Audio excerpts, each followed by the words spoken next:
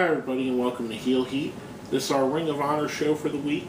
My name is George Coles. Unfortunately, my partner Gary had prior arrangements and he could not be with us for the show, so I am flying solo.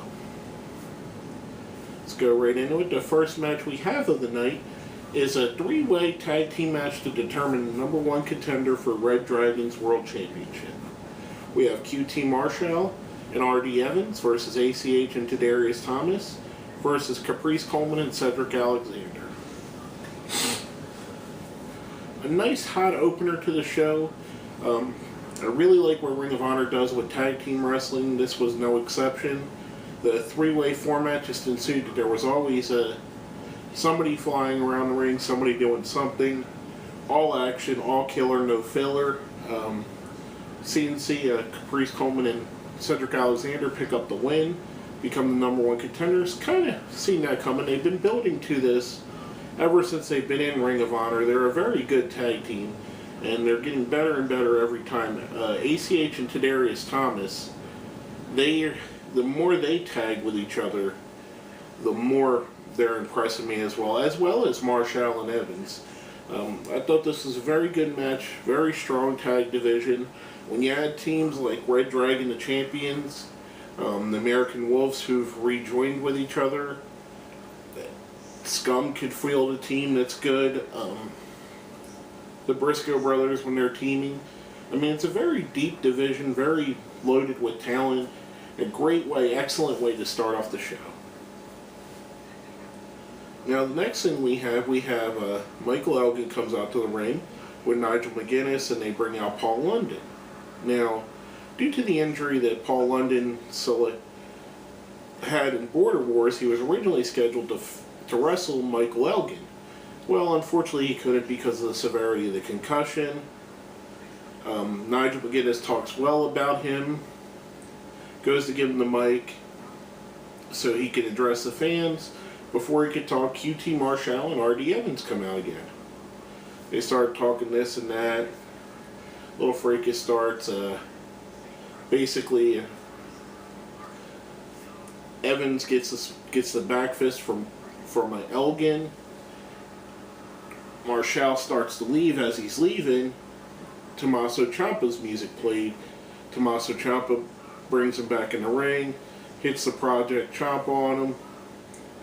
Hopefully, he's going to continue with this feud that kind of left us where they... A little bit of backstory for those of you guys that haven't watched Ring of Honor. R.D. Evans used to manage Ciampa and kind of screwed him over to join up with Marshall. So now that he's coming back from his injury, this is obviously going to be the first feud they go with. I like it. Ciampa's a guy that I'm very impressed with. I'm happy to see him. I'm glad that he's back, and I'm hoping he can move on to bigger, better things. London, I hope he sticks around in Ring of Honor. He's a very underrated talent, a little bit of a free spirit, but someone that absolutely could go when he needs to. The next we have the main event of the night. Only 2 matches on the card, guys. It's a little bit weird, but 2 decently length matches. I'd say about 20 minutes each. Plus you add commercials, the little segments they had, the Behind Ring of Honor segment, which is basically a recap. They did interviews with both the Briscoe brothers talking about them fighting each other.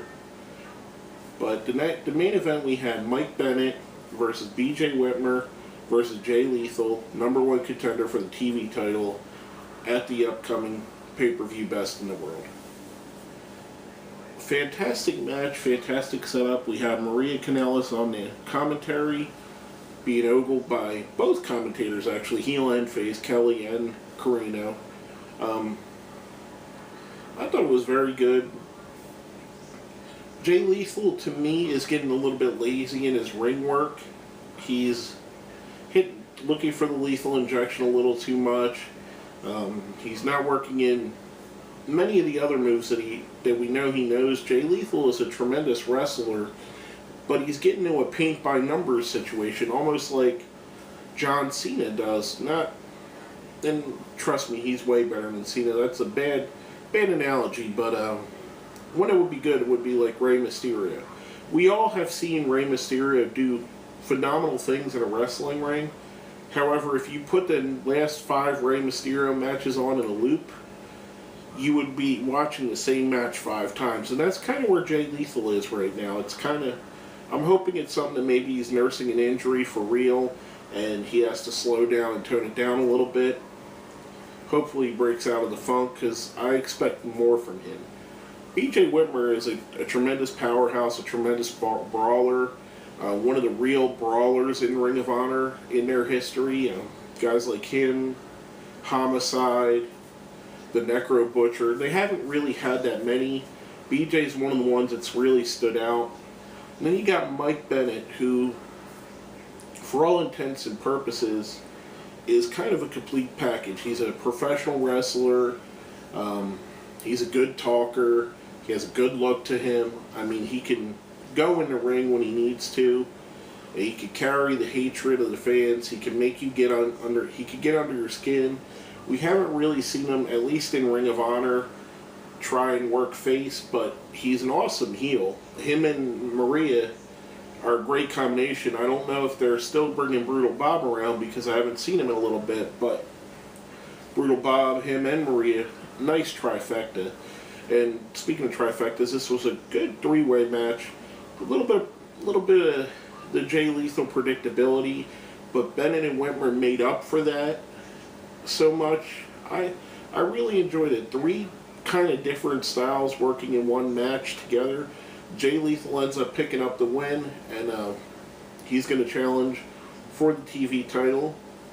Then we have, after the match, Maria accuses Whitmer of saying something to her, which makes Bennett attack Whitmer. They start fighting. Maria is on the headset still, says, he never said anything, I'm smarter than I look, basically. So maybe they're teasing a little bit of a breakup between Maria and Bennett. Maybe Bennett's going to realize that she's using him, even though they're real-life boyfriend and girlfriend. But altogether, a really solid show, as they usually are. I thought it was good. 2 matches, 2 great matches. No fat.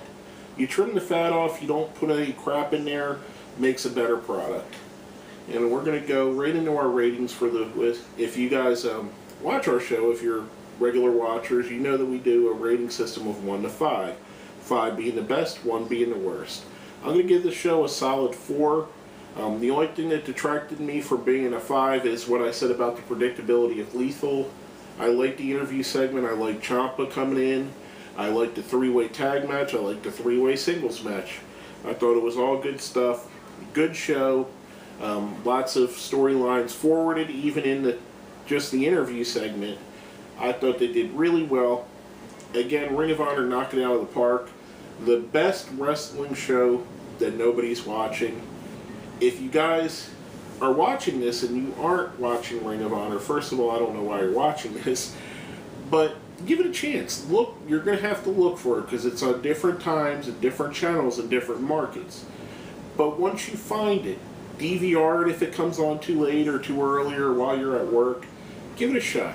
I guarantee if you watch 3 episodes of Ring of Honor, you're going to be hooked. And you're going to be right there. And give these guys a chance. These guys are really busting their ass. They're putting out the best product on television, wrestling-wise, out there. They're blowing away the other 2 big companies. They're blowing away TNA on what they put on TV. They're blowing away WWE on what they put on TV. Give these guys a shot. Search them out, please. Do yourself a favor. If you're a wrestling fan, which you have to be if you're watching this show, check these guys out. I guarantee you like it. But basically, that's all I have to say. My name is George Coles. This has been the Heel Heat Ring of Honor show.